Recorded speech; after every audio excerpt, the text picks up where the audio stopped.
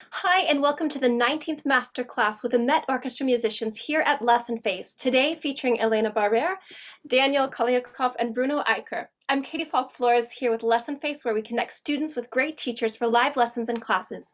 In this masterclass today, we will have 3 student performances and coaching sessions, followed by a brief Q&A at the end. So please enter any questions in the chat box if you have them, and we will address them after the performances.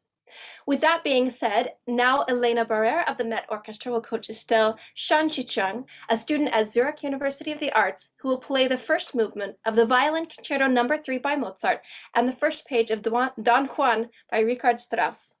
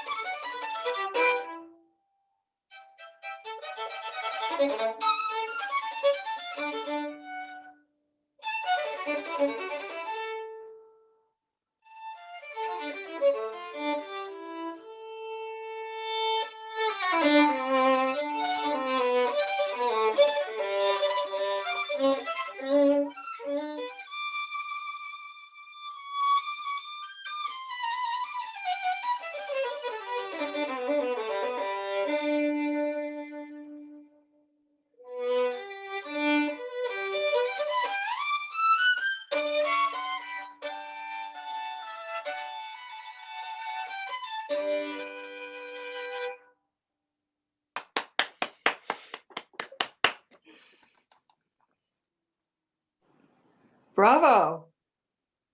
Bravo. I would like to start just with the opening. I thought you were only going to be playing the first page or so. So let's just work on that. Yeah. Just little details. So if you don't mind just starting again.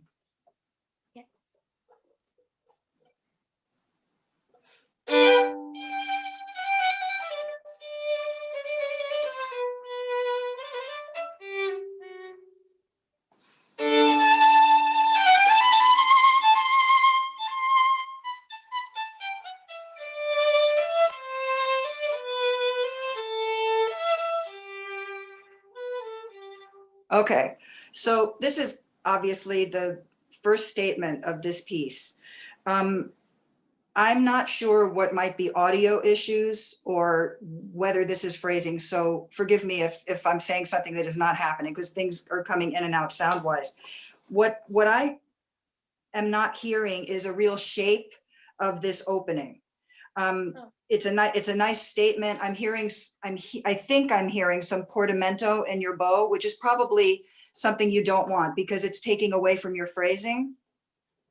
You know, so if you would just, the first statement of the 1, 2, 3, 4 bars, finish that, and then a little bigger coming up, and then complete the whole thing, just a shape of going up and then down, just very simple for the first eight or so bars. I'll try. I might give you an example if I can, but mind you, it might just be audio. So let's try it again.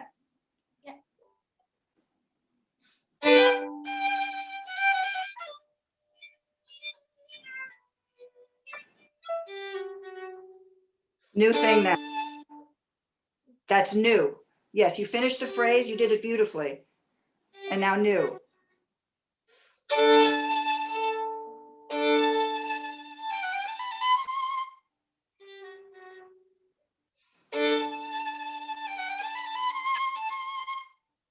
Yeah, yes.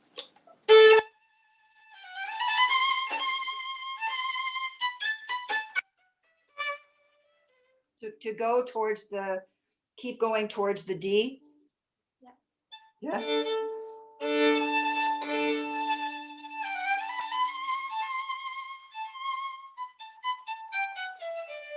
Very good.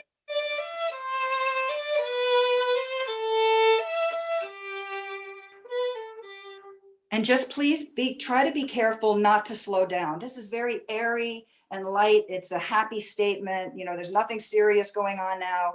You're just kind of making a little announcement, and you made your statement. Don't make too big a deal out of it. It's going to get a little more complicated later, but right now you're just saying this is what I'm doing now, and finish it and let the piano or let the orchestra or the piano take over. So keep going, please.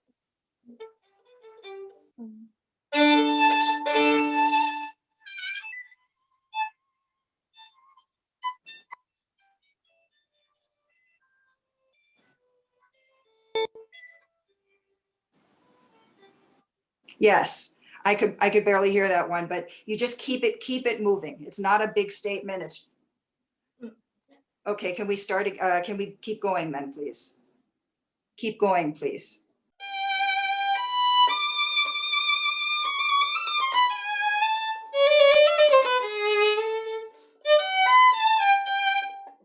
What I'm hearing is it feels a little heavy.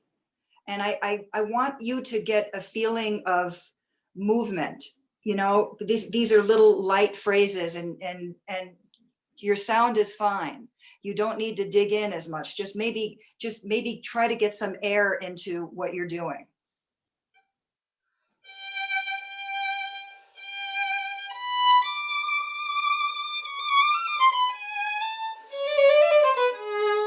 All right, in the little passages, it's nothing. It's not. You don't have to be. You can play this. It's you just try to let it fly a little bit.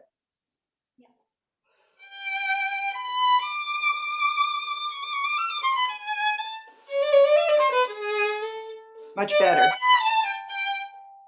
Much better. Much. Try it again. Try it again, and try to lighten it up even more.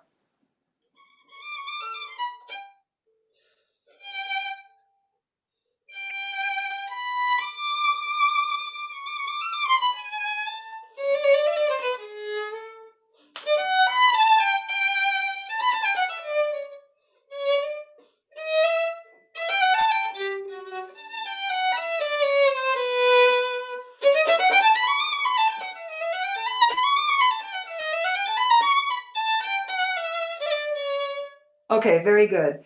I feel like I know what you're trying to do. Ba da da da da ba ba.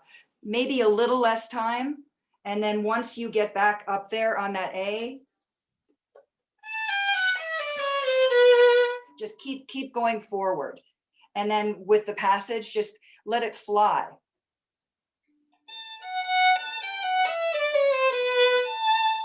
Maybe start at the start there.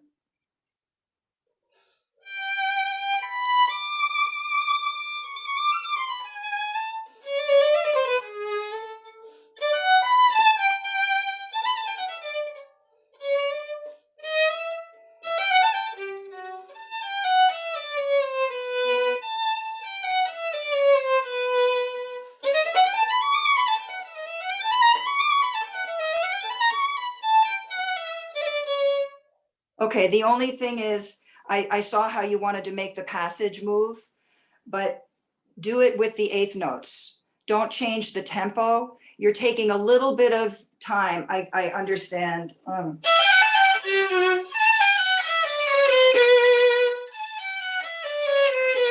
Just don't spend so much energy on that line.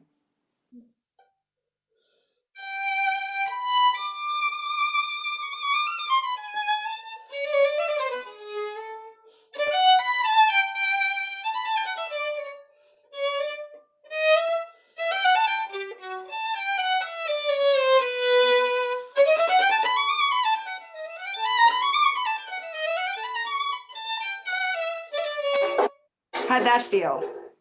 How did that feel? To me, it just has more life to it, you know, because you can make a lot of music out of a couple of notes, but this just seems like it needs just some more, you know, the word momentum, more. So keep going. That was good. And in this next passage, just remember, if you're not doing ricochet, just try to make it as light as possible. Okay.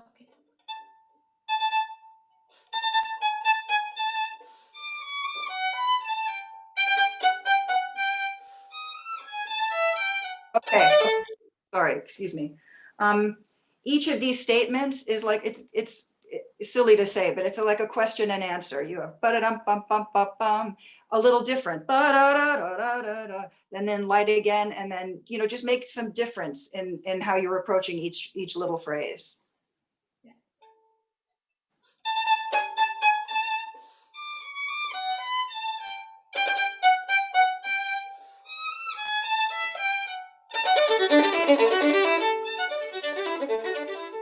Okay, so there's a lot of this question and answer. The way you did that, it's not particularly the way I would do it. I would be doing it a much lighter passage. I wouldn't be doing so forte the way you did, but you made it work. So, you know, this is your artistic choice. But when you get to the 16th notes,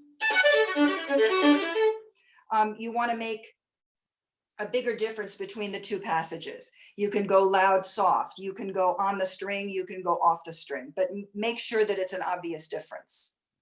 Okay.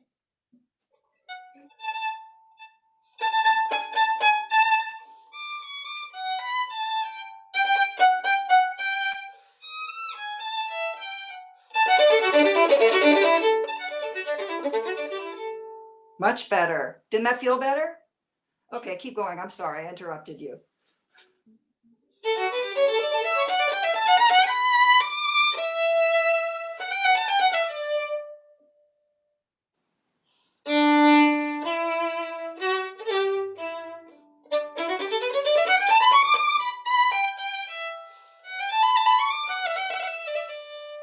Okay, are you really wanting that open D half note? You know? Yeah.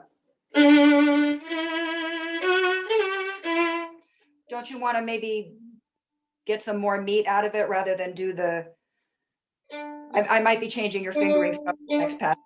Try it without the open string. Okay,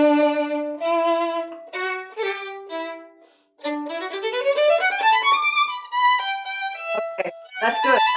But I know you're doing an open string then on the D in the passage, yes, still? I don't think that's a great idea, but if you're gonna do it, don't clip the note. You have to make it clear. You know, you want, it's an eighth note and then the passage. Yum, ba da da da da da da. You have to begin it.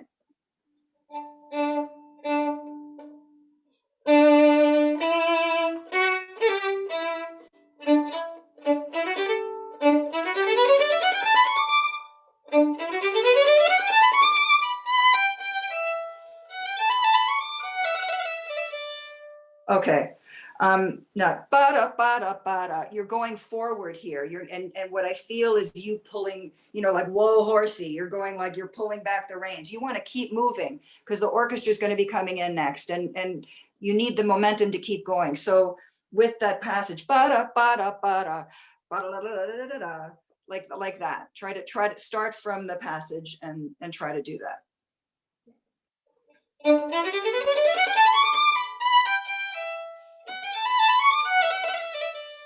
Much better. I can feel your direction now. Can you feel it now? How it changes a little bit? You're not so bogged down, you know? You can play this. You just let it flow. Yeah. Why don't we do a little bit more, maybe a few bars more, and then let's go to the cadenza.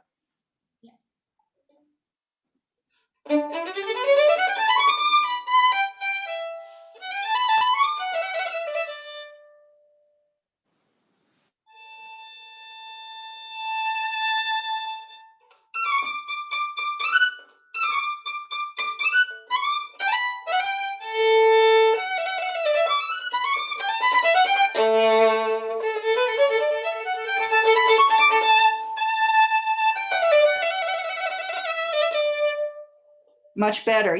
The movement you showed in this, try to bring that to the beginning as well. I think that was really good. All right. Would you like to play some Don Juan for me, or would you rather play your cadenza?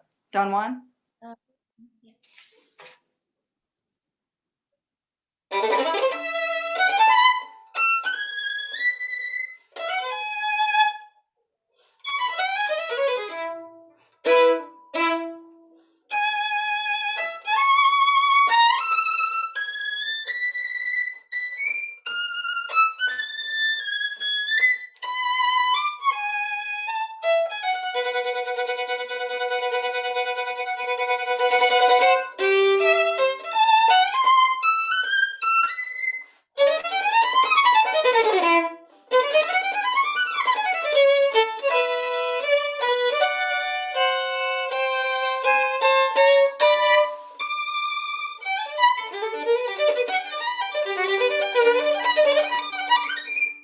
Okay. Now,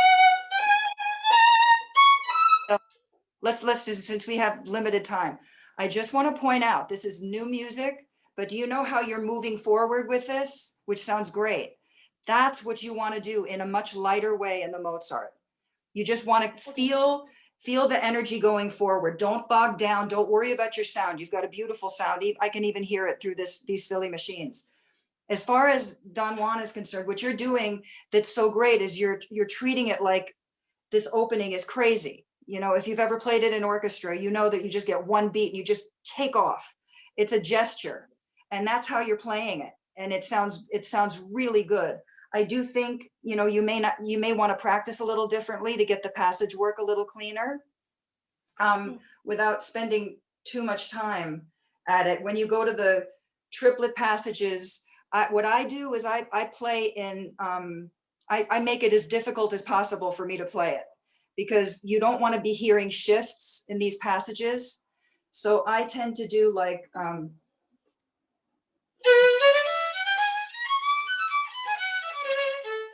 you know, rhythm like that, and then, you know, reverse the rhythm, just because then you're tricking your left hand into making sure that it's clean, because you don't want to hear those little messy shifts in between. And by the way, when you practice this, you have a nice big fat sound. Trust yourself. Practice it softly.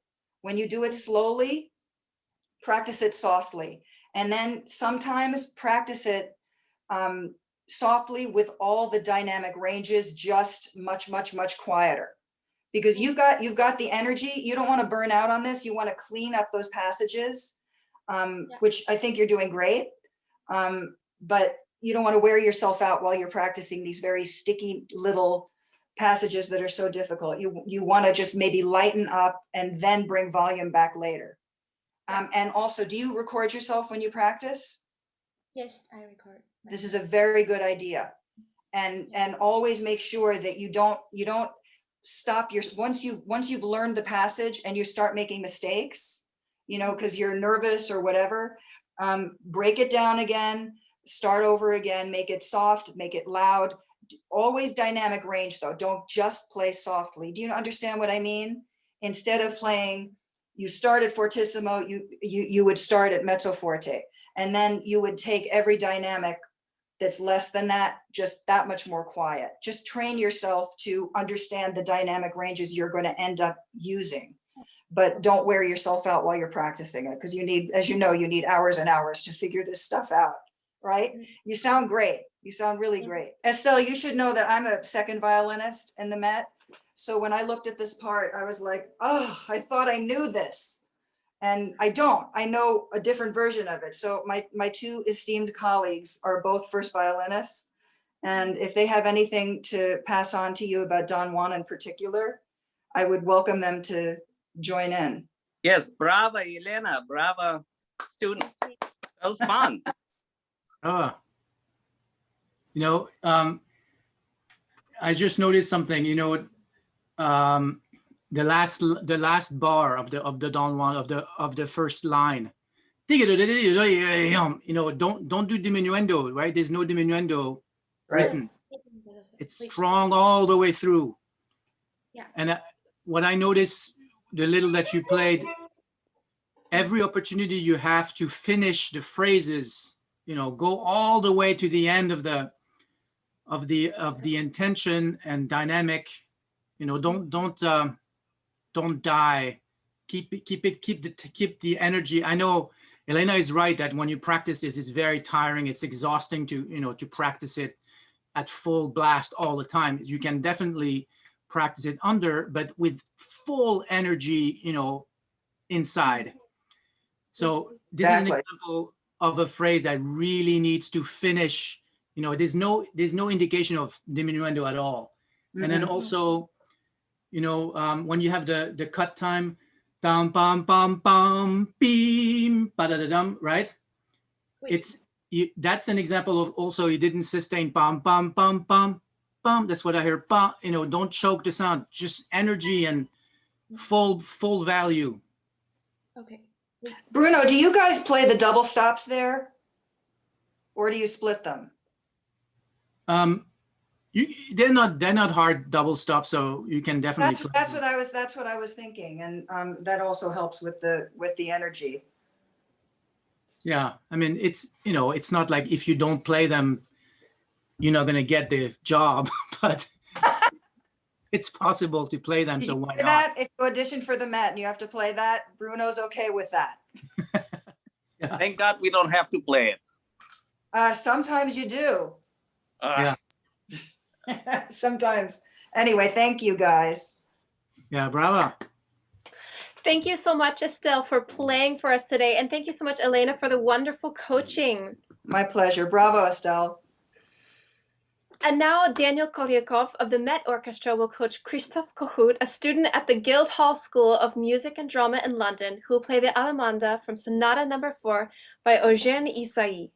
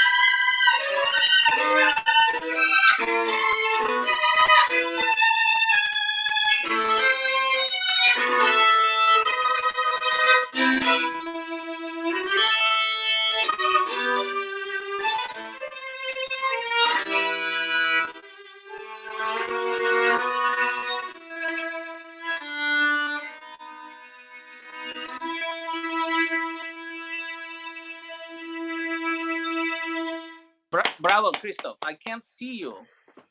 You were all frozen for the entire movement. Oh. But I could hear you, and that's good. Okay. Where are you from? Czech Republic. Oh, cool. Yeah. Добрый вечер. Yeah. So, couple of things. Just in the beginning, you see that dotted 8th note and the slur. Hi, Eva. I think Isai meant that we don't want to stop the sound. You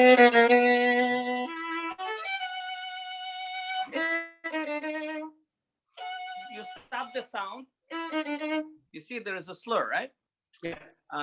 And then in the beginning, I think it's important not to sound like Ravel Tzigane, like that. Try to relax. Try to open up your chest, relax the left hand, and kind of play with dignity. You know, it's kind of it's a very interesting movement. It's sort of like some spiritual search going on, you know, and a lot of tension, rhythmical tension, you know. But let's stick to what Isai writes. And in the beginning, he just writes forte. Mm-hmm. First fortissimo comes second page at the end of the second line. Mm-hmm. And I heard something weird right here. You did some gliss.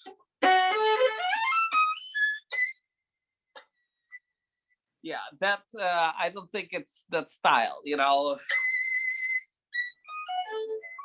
Just finish it and then start. Otherwise, it's a little too gypsy-like, you know. I would be stylistically careful, indulging in that kind of thing. Now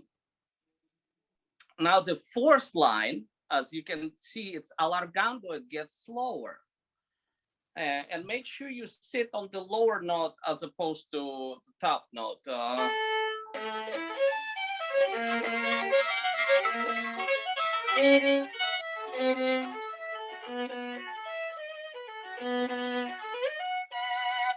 Yeah, you held that last note. To my taste, it's a little too much. It's still 64th note, and it's allargando. Kind of let it go and then start.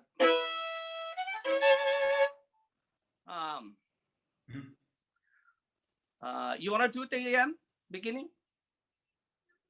Okay.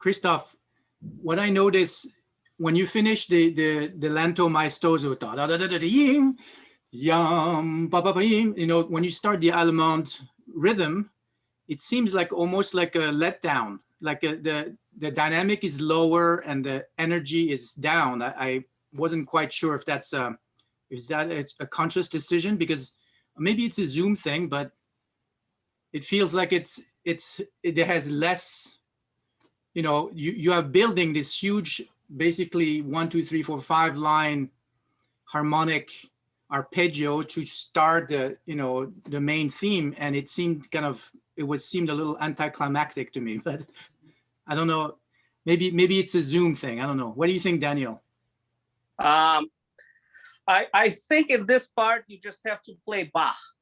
You know, look for resonance, clarity in intonation, and simplicity, and calm your left hand down, because sometimes some notes become very intense, kind of that.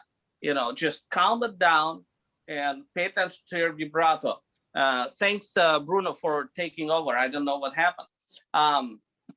Can you start right there?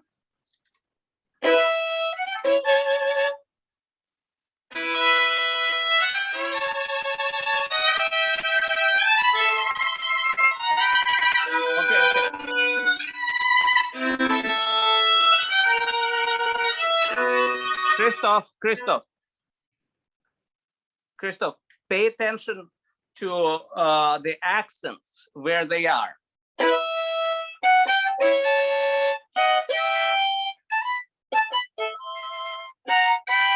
You know, exaggerate down. Because he's very particular about specific about where the accents are and where the dashes are. He was a fabulous violinist and an incredible violinist, so he knew what he wants. He knows, well, he knew what he wanted. Do it again, please.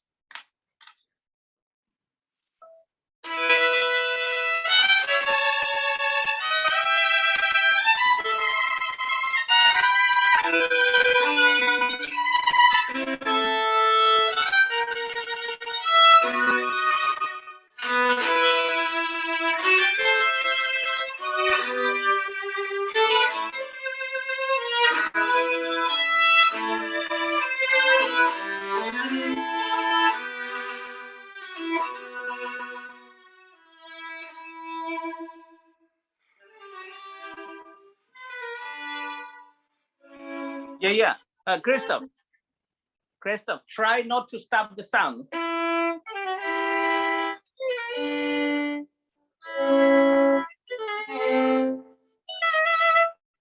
Don't break it too much. Have this continuity. And here in the beginning, make sure you prepare your right hand for these two accents notes. Make sure it kind of.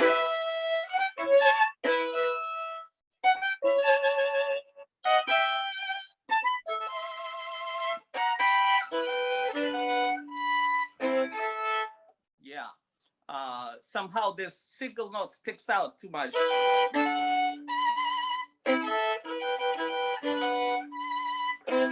Calm down there, calm down. It's the only single note, you know, so you don't need to freak out about it. All right. And then maybe you can do instead of from top to bottom. Yeah. Also pay attention to sometimes he's specific also what note he wants to hold. Zai. Like for example, he doesn't want the F to be held. He specifically marks dot at 16. Yeah, kind of that. Why don't you keep going?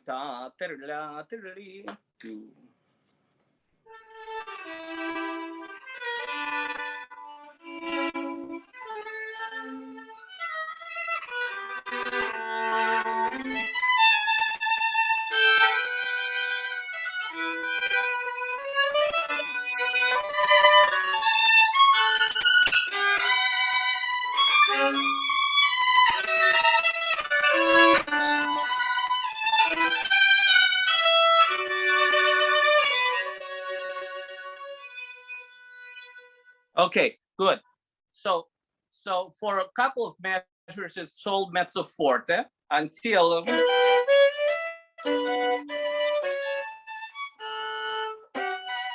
and again, you're freaking out a little bit on this F sharp. count down.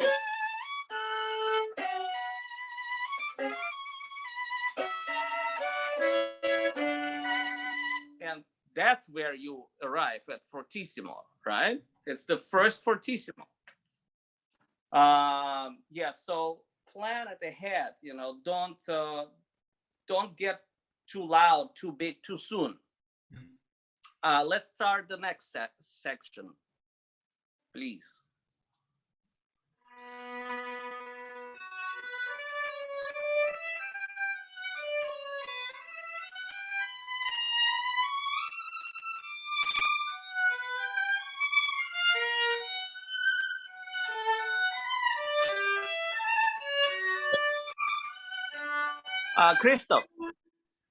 Christoph, I don't know if it's Zoom, because Zoom tends to compensate when you play soft, but please play it more internally. It's kind of like you don't know where you are. And to my taste, I hear too many shifts. If you can just...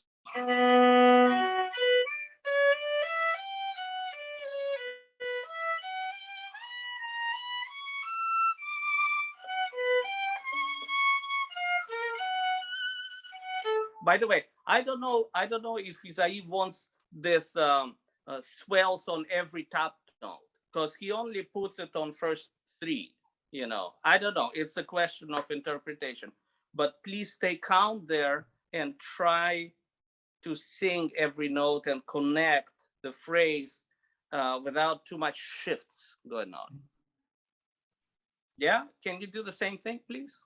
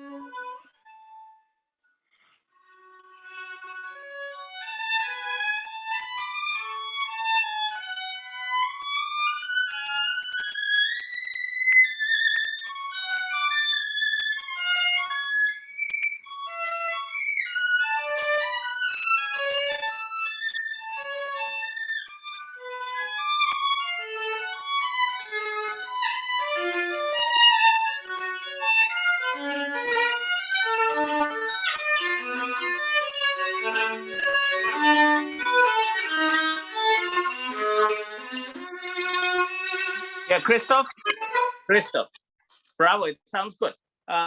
Second time I noticed when you switch, I hear the shift carefully there, and stay simple. Simple, it's just a crescendo. Don't try to make so much music there. It's just...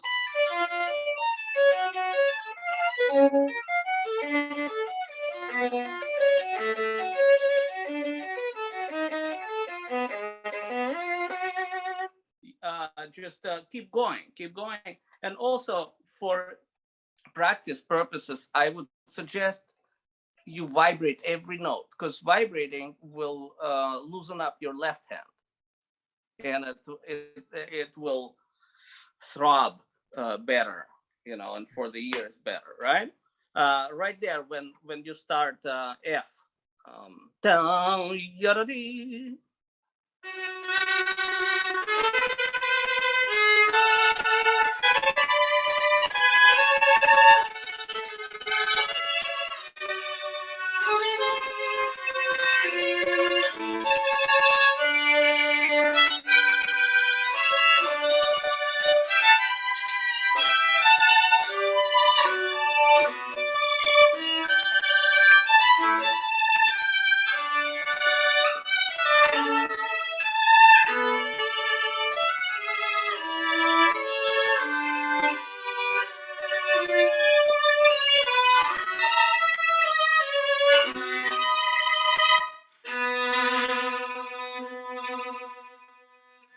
Yeah, I wouldn't do, Christoph, I wouldn't do so much accent there.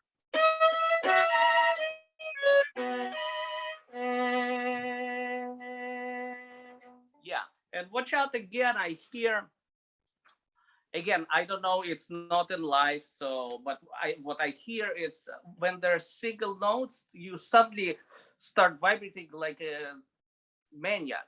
Just keep it calm down.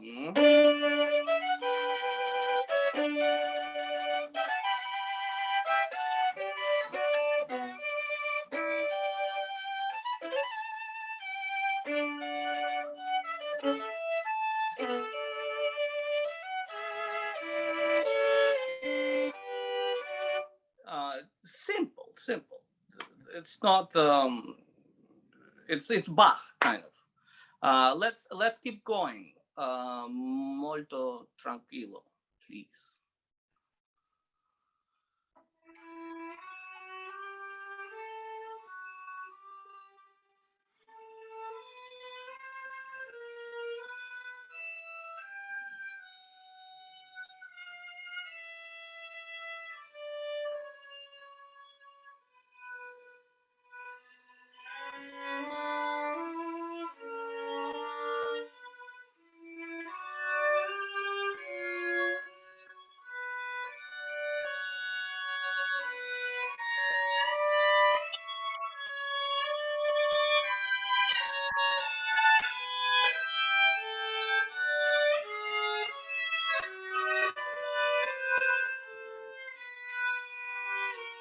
Christoph, it's good.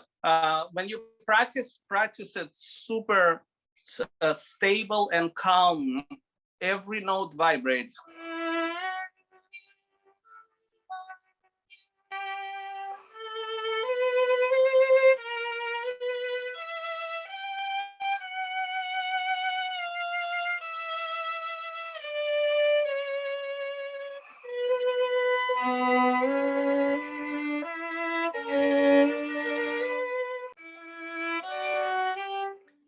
He doesn't change. It's still pianissimo. Not much is happening here.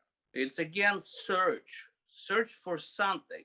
It's he doesn't know where he's going, and just every note vibrate, right?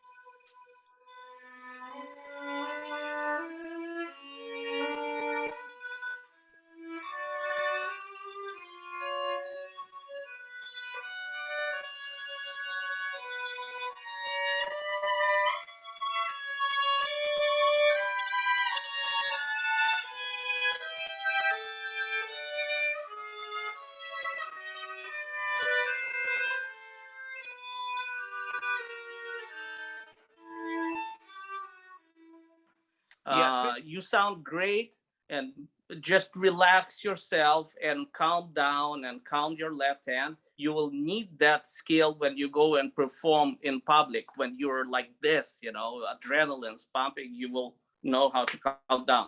Good luck, and we'll see you in like half an hour. Thank you. Wonderful. Thank you so much, Daniel, for a wonderful coaching. And thank you, Christoph, for playing for us today. That was fantastic. And now, Bruno Eicher of the MET Orchestra will coach Rebecca Kasdan, a student at the University of Illinois, Urbana-Champaign, who will play the fourth movement of the Franck Violin Sonata with Casey Wilhoft on piano.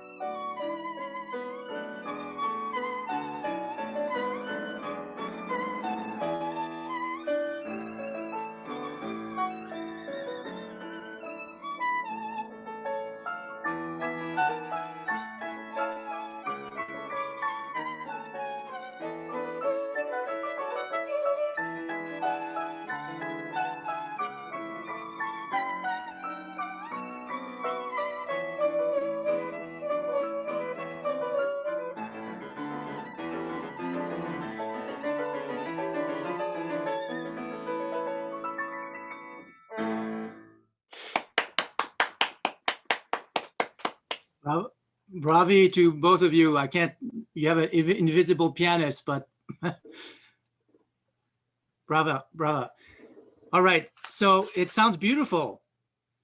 Thank you for, how apt that we finished, today on such a triumphant note.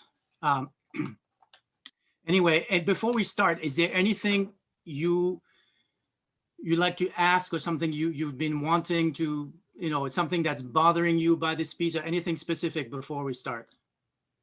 I don't think anything has been bothering me too much. Something that I've been thinking about a lot is the articulation of the eighth notes in the beginning of the movement, and whether they should be kind of more legato or a little bit more separate to match the piano articulation. So that's something I've been experimenting with. Okay, well, that didn't strike me as much of an issue. However, if there's something that you want to match with the piano, I would say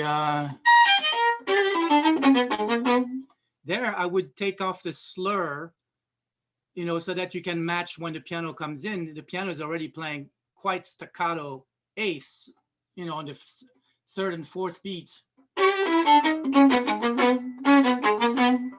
I noticed that you played it slurred. Maybe, I'm sure you've heard it also separate, right? Yeah. I've been consulting different editions, and most of them have the slur, but I like the idea of doing separate bowings. I think it's a good idea, and whoever edited it at some point, I think, had the right idea. You know, you're joining the piano, and it's a little weird to not match. In any case, so let's start from the top, and I have general comments. You know, this last movement, it's fairly simple, right? The structure, and it's basically a rondo, but it's also a sonata form. But the problem with the rondo thing is that it's quite repetitive, right? So you have many iterations of the same idea many times. So it's our job to you know, make it interesting and keep the listener interested, and you know, maybe surprise the listener sometimes. So you know, when you have one sequence repeated many times, I mean, think of in you know, in daily speech, when we speak, if we repeat something, it's impossible to repeat exactly the same way. So right off the bat, you know, from the top here,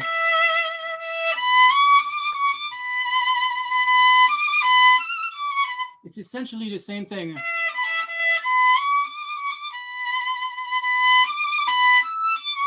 Can you show me a different, you know, a little more emphasis the second time? Da, dee, da, da, da, da, da. It's the beginning. Of course, we can't be too complicated, but it was quite generally your performance is very rhythmically excellent. Intonation is great, and it's the sound, as far as I can tell, is quite good, but just add a little more intentions. It's a little too, you know, and that's the thing, you know, as performers, it's easy when you practice in your practice room to get sort of you know, obsessive about articulations, intonation, and everything, and then we forget, you know, to play music. And so you have to really picture yourself in a big hall trying to really grab the listener's attention. And so you have to exaggerate everything. Maybe everything that's in your head is not coming out quite as clearly as you think it is. Can you start again? And anytime you have a repeated figure, switch it, you know, mix it up a little. Okay.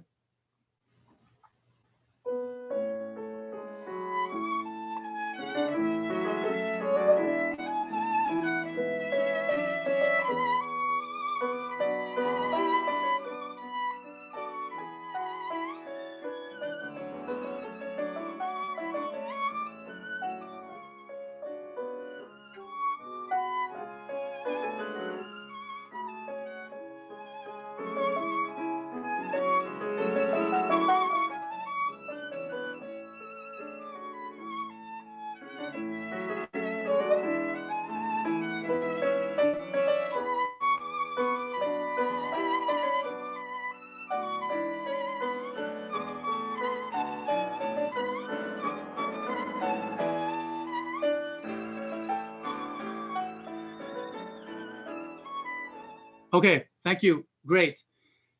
Now it is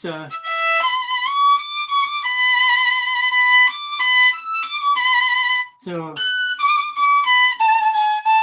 I notice you lift that. Why? To just get more power on the accent for the beginning of the eighth notes. Yeah, I don't know. I don't need that. I mean, it doesn't say anything.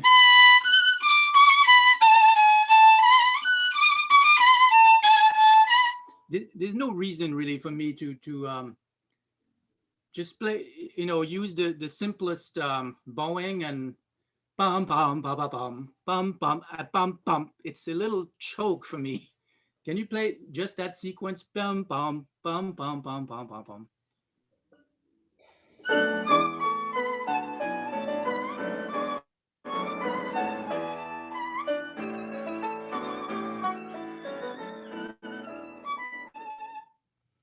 Okay.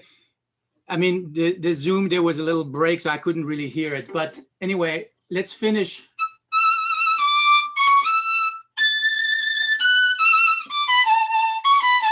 Can we finish more authoritatively? Bum, bum, bum, bee, ba, bum, da, da, da, dee, dee, dee. It sounds like you're not quite sure how to handle that cadence. Can you do again the same from the same place? Sure.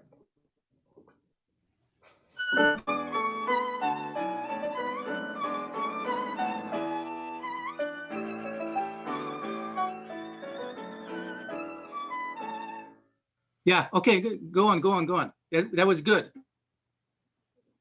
One more time.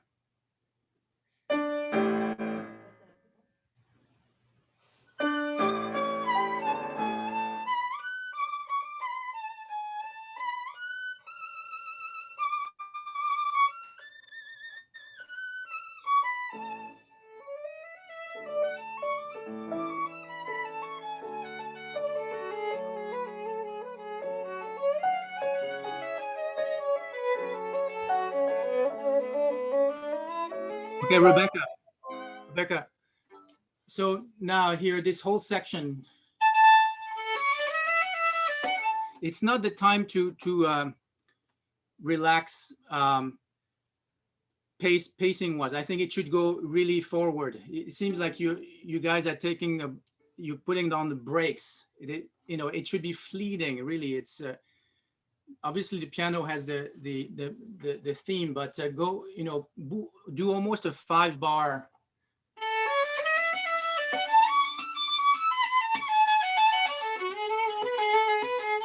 See, 5 bars really with not much, it shouldn't be complicated. It should be really kind of fleeting going forward. There's no reason for me to, I don't need to relax here. It's quite, keep going, keep the direction. Can you start again from right there?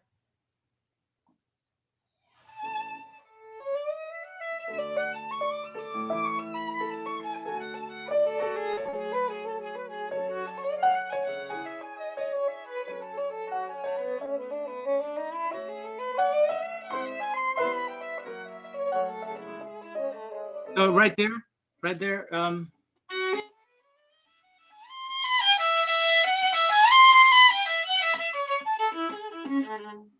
Can you do more crescendo so that we have more shape, right? It's been pretty still. This is the first time you can really open up more. Okay.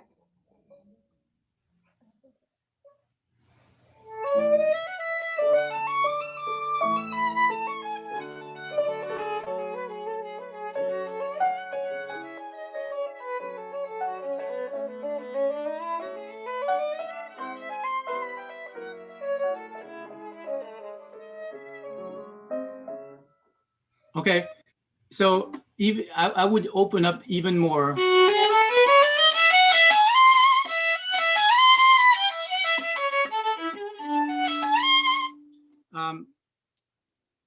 Fatten up the sound a little, so that you really show even more shape. It's a little too matter of fact. One more time from just the crescendo bar.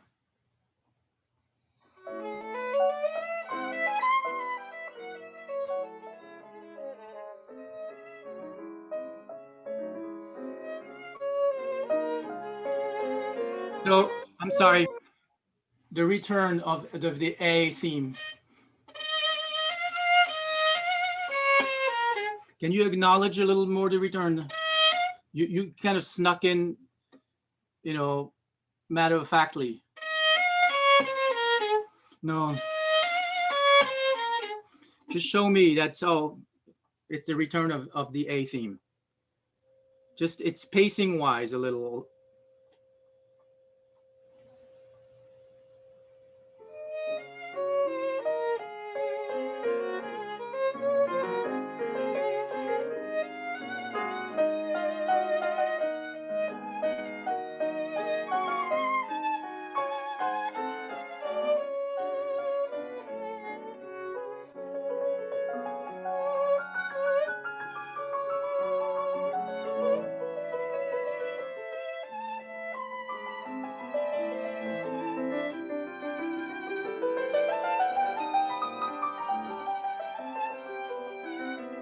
Okay, right there. Sorry. So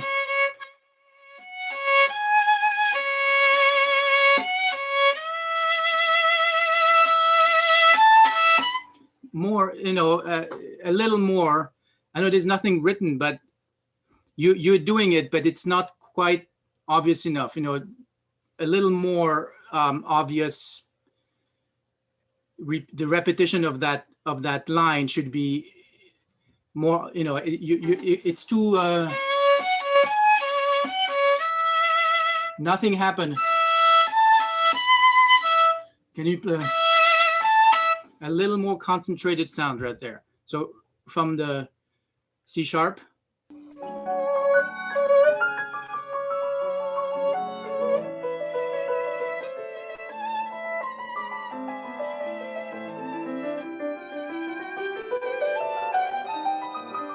Okay, I'm sorry. So then the third one. Can you play? Can you go back?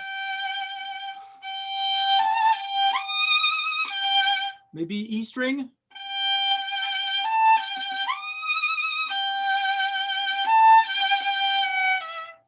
No, to change things a bit. The color and the. Okay, you have three iterations. The third one should really change more color.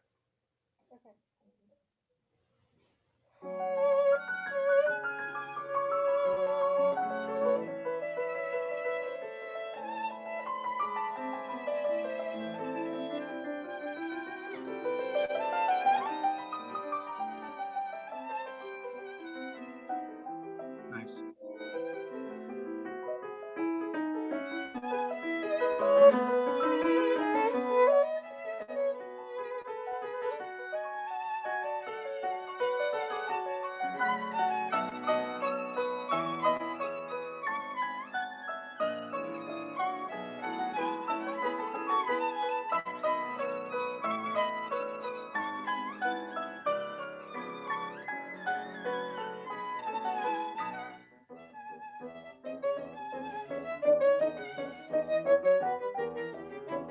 Okay. Sorry. So here again, change.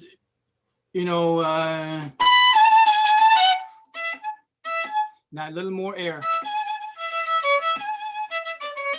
And also, I notice both of you put on the brakes there. Why? It should continue in that sweep of things that you started. You know, this is going a little faster. And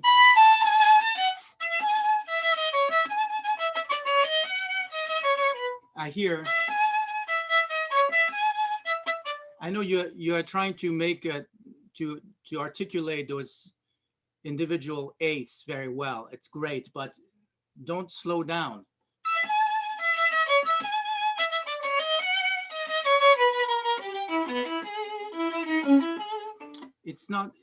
It's also very repetitive, so let's not linger, you know, let's not draw attention too much. Let's just keep going with the direction. Can you do it right there from the piano subito?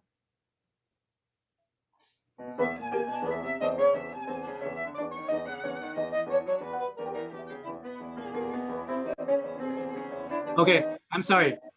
One more thing. I notice you emphasize the top G every time. Can you try maybe from the downbeat, da da dee pa pa pa pa da da? To me, that's also a part of why it's slowing down. You're kind of that slows you down.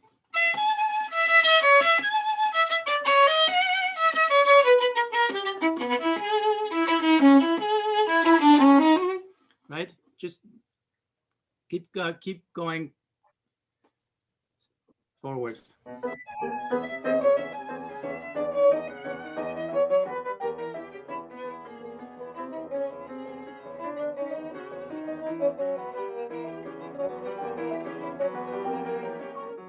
Okay, sorry, right there, 3 times. something needs to happen, right? I mean, what is the general shape that you want there for the 3 bars? Yeah, I was thinking about kind of a hairpin type shape. So start soft and then crescendo. That. So that then it didn't come out clearly enough. Make sure that it's really your intention is fully expressed, because I couldn't tell. It sounded same to me.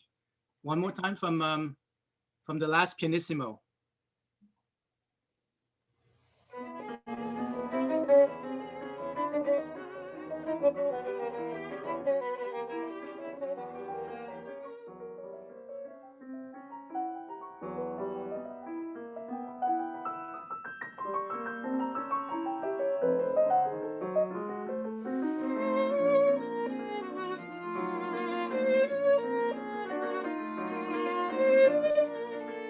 Okay.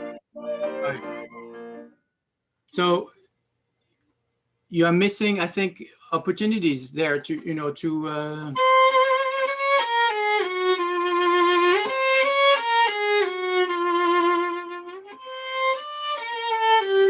you have a little more time. I think you can relax there and then pick up the tempo.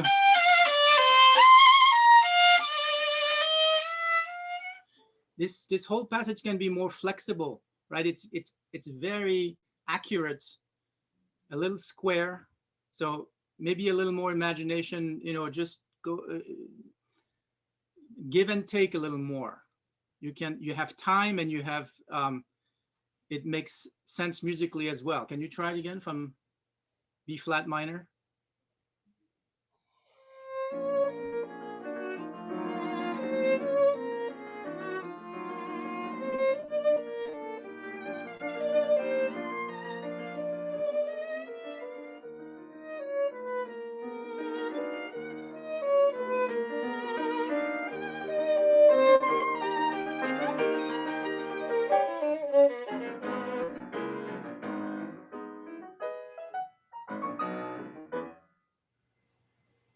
Keep going, keep going, keep going.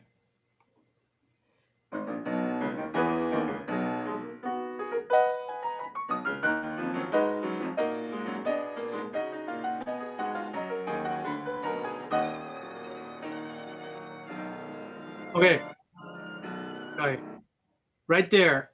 How do you what's your plan? How do you play that D sharp? From the air, from the string, from what's your? I was doing from the air and just kind of landing on the string last minute. Yeah, maybe try from like with a with a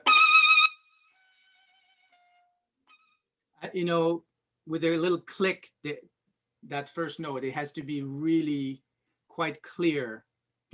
I mean, I'm just curious to hear it. Can you play 2 bars before?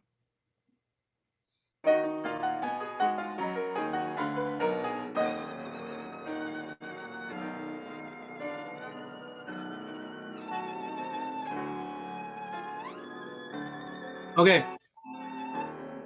Sorry. So on Zoom, it's hard for me to tell the difference. So I was hoping to hear, a clean and clear, a really clear attack of the note.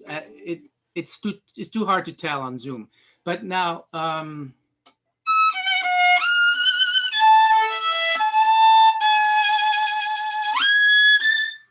now that shift you're doing with the departing finger, right? Maybe I would consider with the arrival finger. It's a little stylistically more appropriate, I think, and more virtuosic too. Do you want to try it? The other.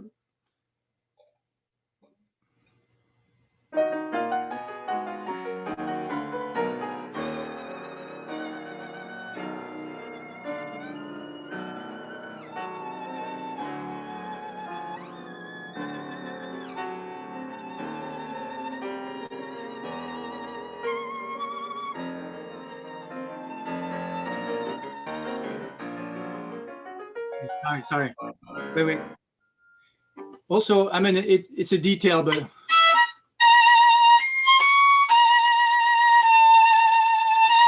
would you consider up, down, up?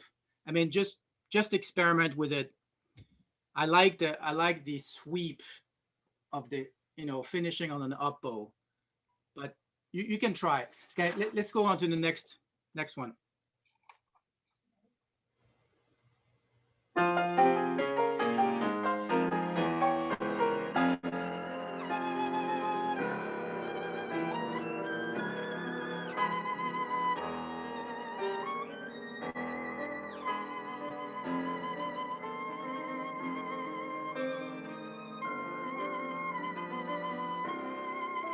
Okay. Rebecca, another opportunity here.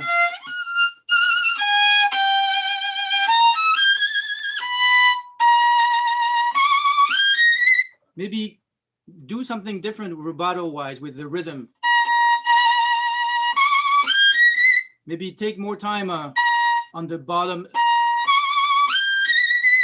It's a little more exciting and virtuosic if you do a little rubato on there. Right now it's quite square. Pa, pa, pa, pa. It's impressive how in tune you are playing those arpeggios, but it'd be more exciting if you mix it up a little. Play the second one differently. Okay, again from the F.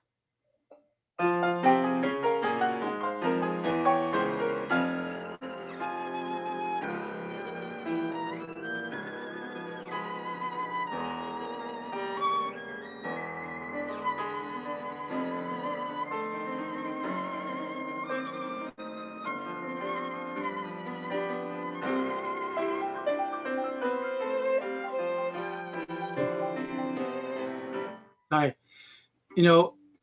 I notice your pianist both times, I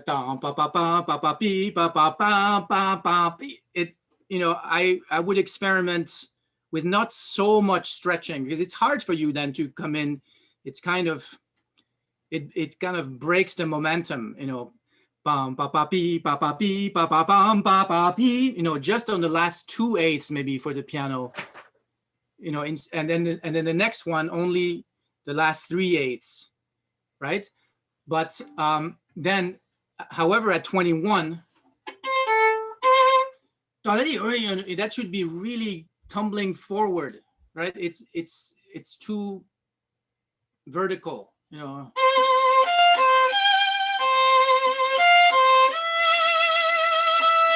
It has to go really, almost really out of, I mean, it doesn't say accelerando, but I think it should be way faster so that you can really relax before the return, which is basically the recap, right? I don't know if you have numbers, 22. I know. So can you do again two bars before,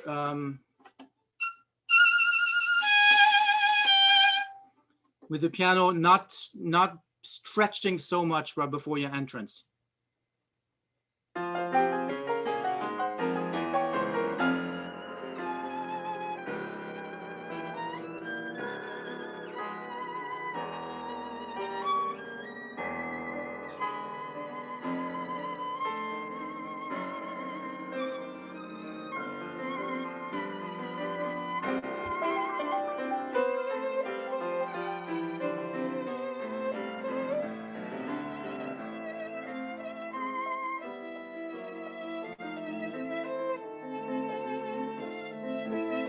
Okay, Rebecca, again, another opportunity.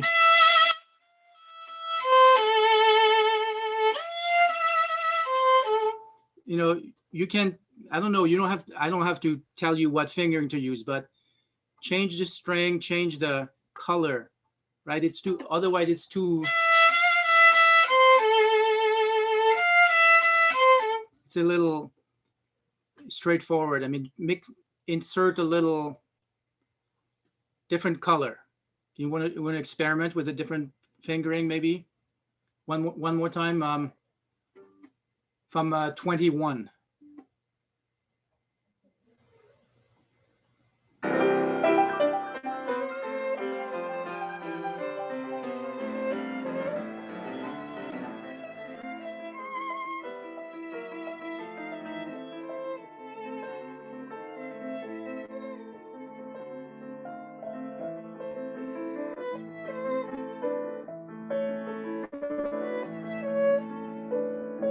Okay, Rebecca, sorry again here. So, you know, it's crazy at 21, you should really tumble down.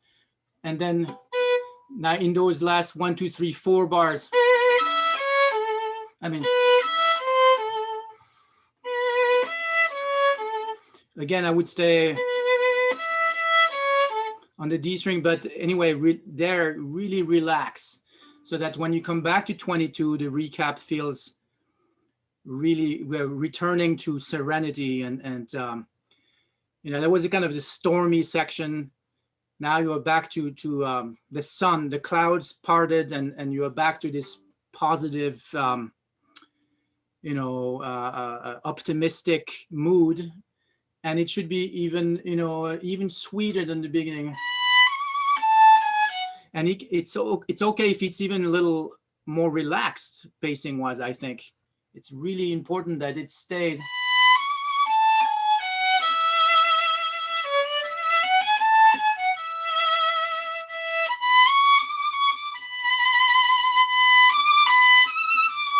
So that then you have place to build again for the last. And I thought your last poco animato, it says poco animato, but it felt, I don't know, frustrating a little to me. It was not. You really should. I think it's okay. You can scratch the poco and it at the end.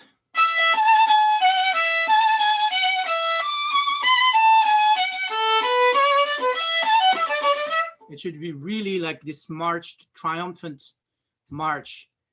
And if it's too vertical, you know, don't fight the momentum, really go for it. I think, are we past time or? Yes, I was going to pop up. I hate to interrupt. This is fantastic and wonderful, but we're about out of time. So any final thoughts to share with Rebecca?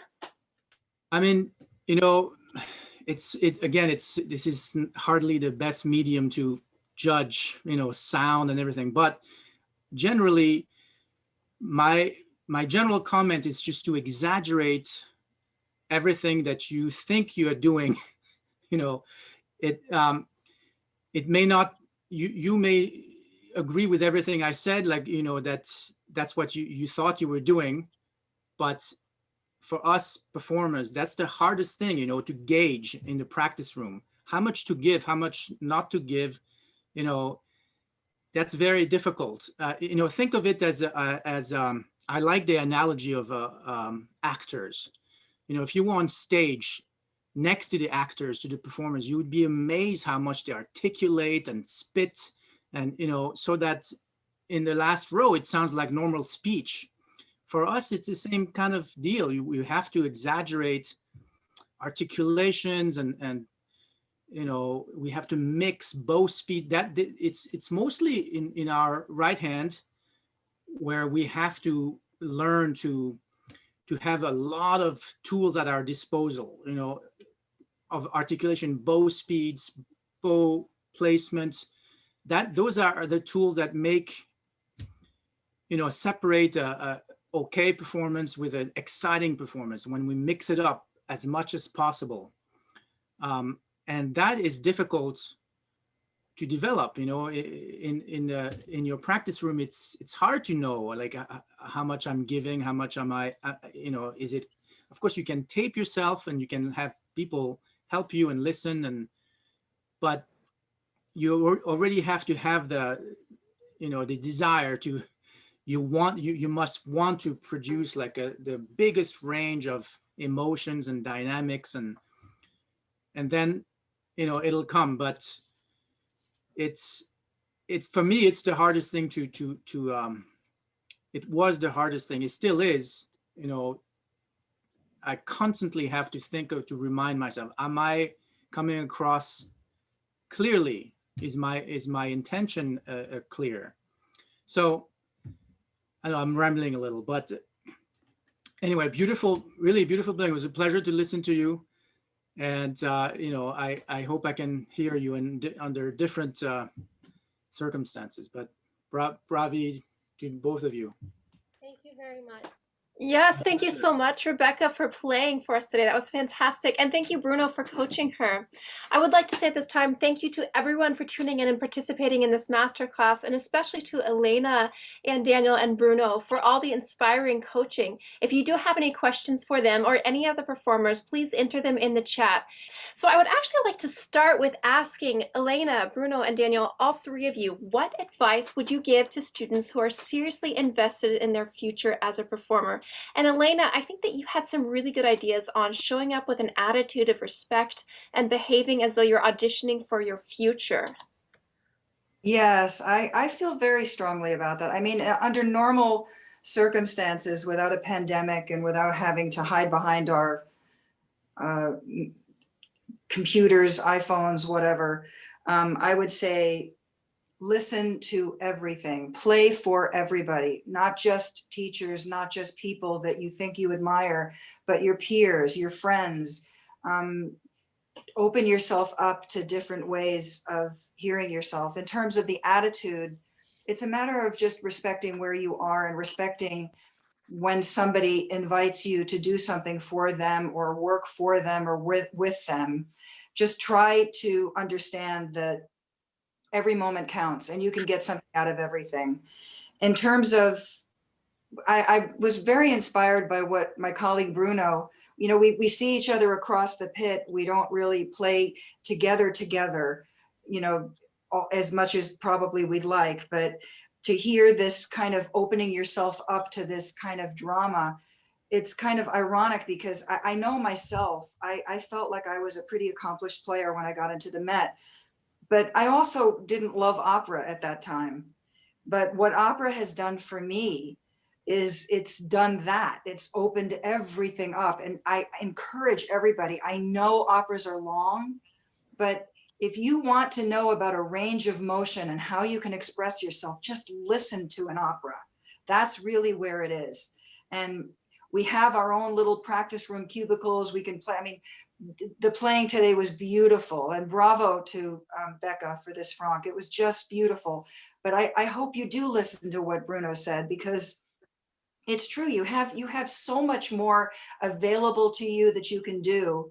You can start from beauty and then just expand it according to, sky's the limit, you know, with a great technique like yours. It's all about opening yourself up and not being too afraid to do that, not being so controlled and so official about what you're doing.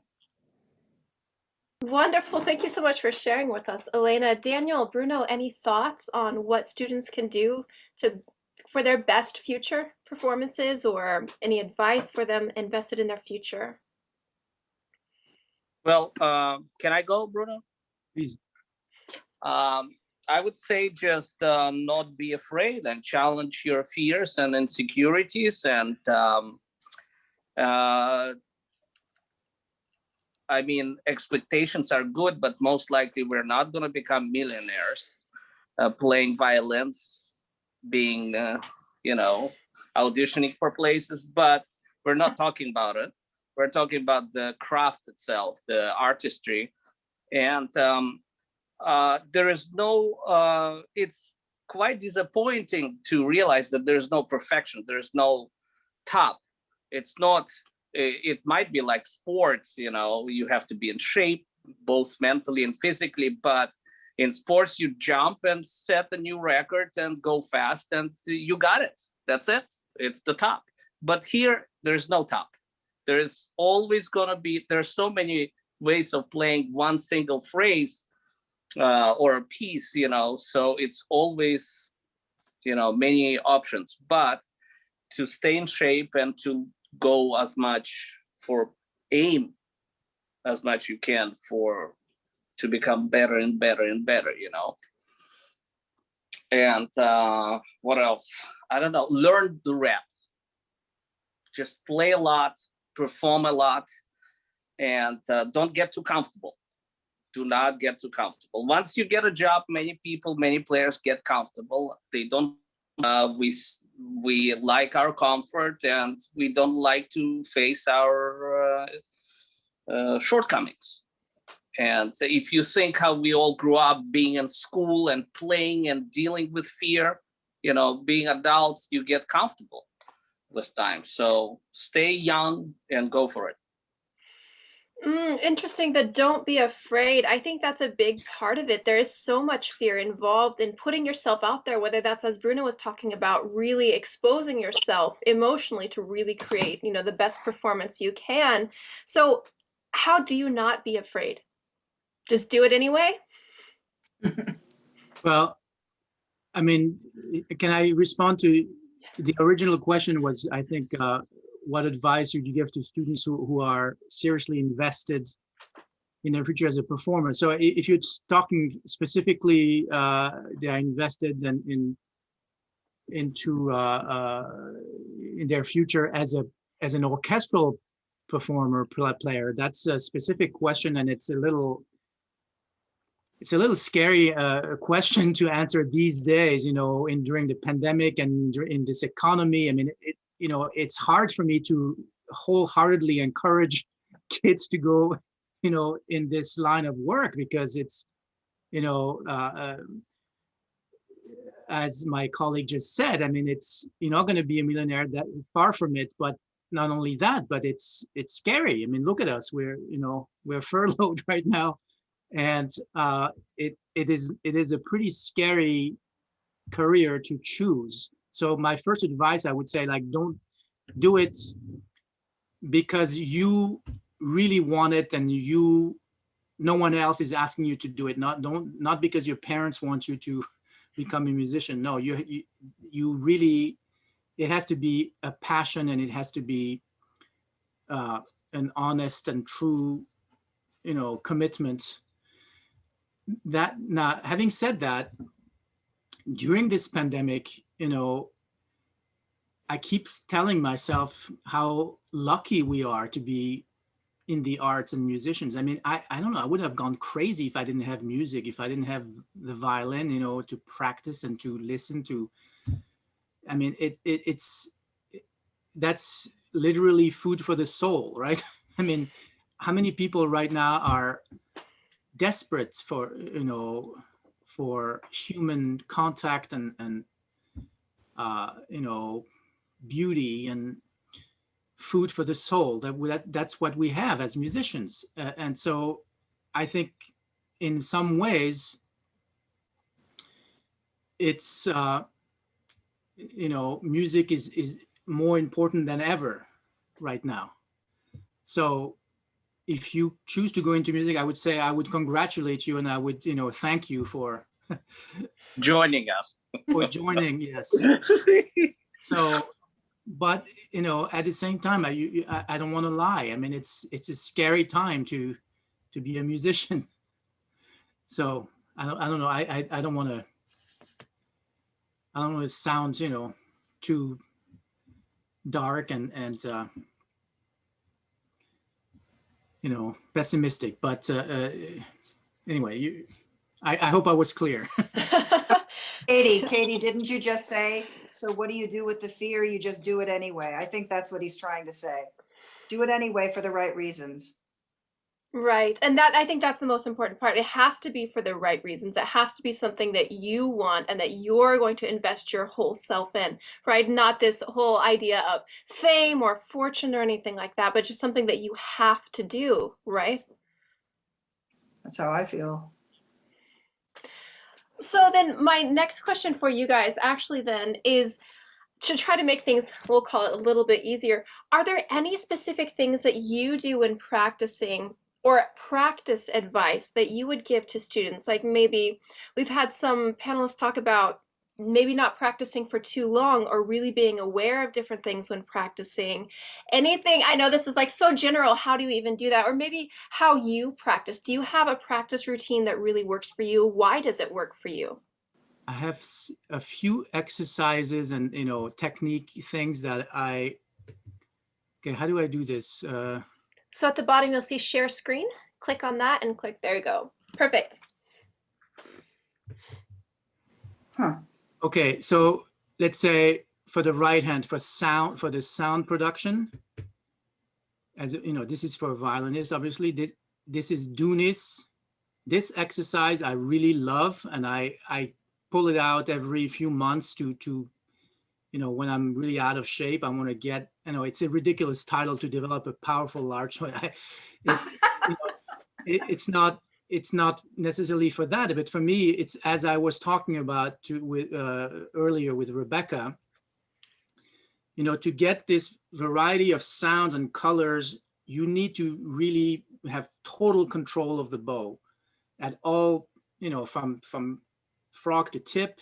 And this exercise, after you do it for, whatever, half an hour, you can play anything really. You can play, super light and soft, and you can play with a very concentrated sound. You have the whole palette, you have the whole range of sounds. So for me, it's very, very helpful. So if you're interested, I can always, if anybody's interested, I can send it to them. And then for the right-handed, like say intonation, for example, for me, intonation, is that okay to go in like such detail? Absolutely, this is great.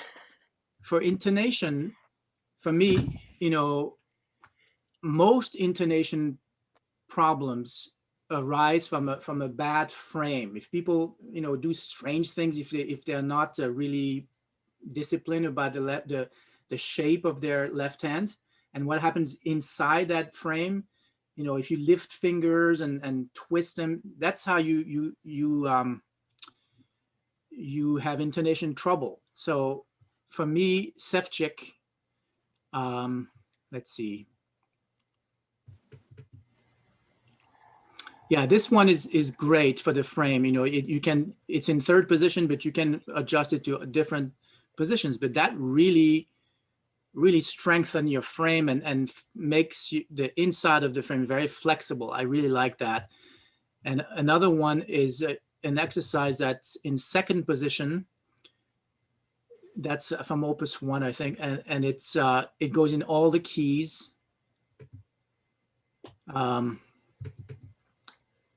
Yeah, that's the 2 pages of that exercise from Sevchik. It's really, to me, it's very important to pull out every few months, to remember how it works.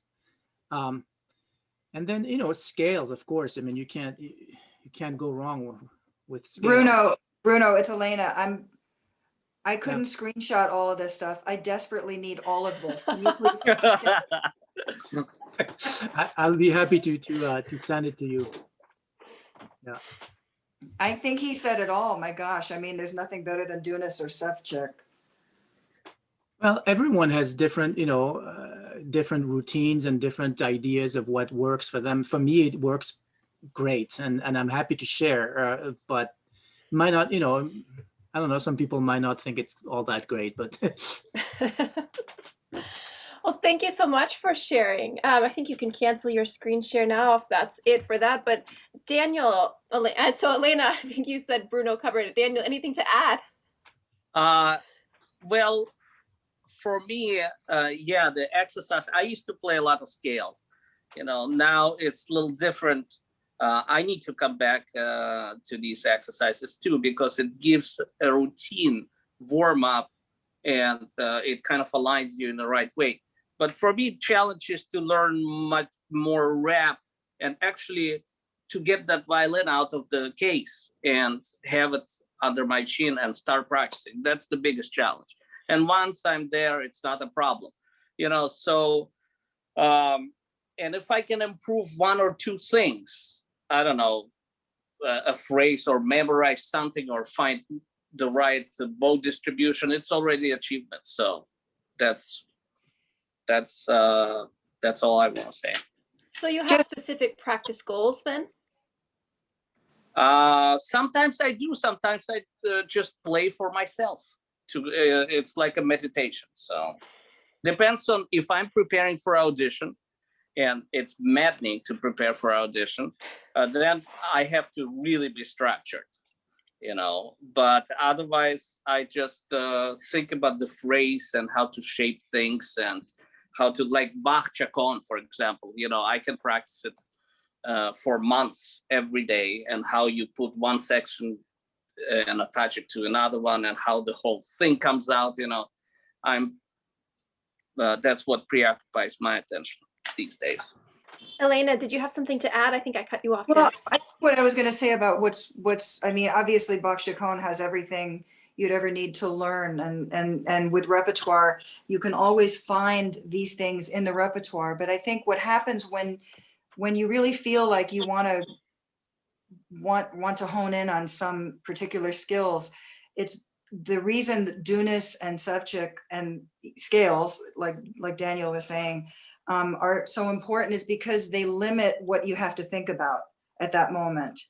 And then you can definitely do all of that stuff with whatever music you're playing. Like I think I had mentioned early on that you can find all of this in your music. You can slow things down. You can not vibrate. You can play quietly. You can play loudly. You can do a backwards bowing just so you don't, I mean, burnout, especially like when you're getting ready for an audition, you can peak at a certain point and then you get kind of blah playing because you're so ready too early that you're just losing, maybe that spark that you need to do in an audition. In our case at the Met, it's behind a screen. It's all about sound. You don't get to act out anything.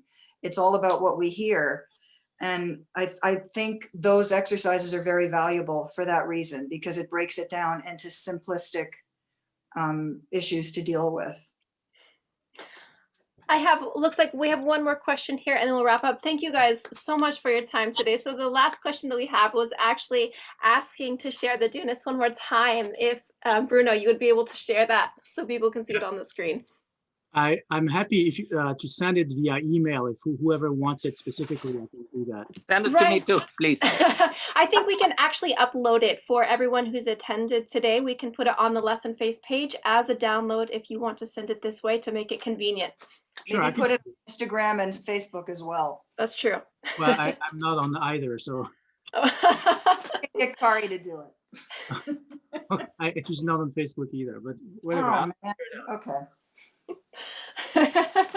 Perfect. Okay, so thank you all so much for your time today. Thank you for the wonderful coaching. I want to say thank you again to our performers, for everyone for joining us today. I had a wonderful time learning from all of you. And thank you for everyone for sticking with us through some of those special issues that we got to work through today. And thank you again, Bruno and Daniel and Elena, for your time on this. I hope you have a wonderful rest of your Sunday and that you all stay well, and hope to see you in the next masterclass.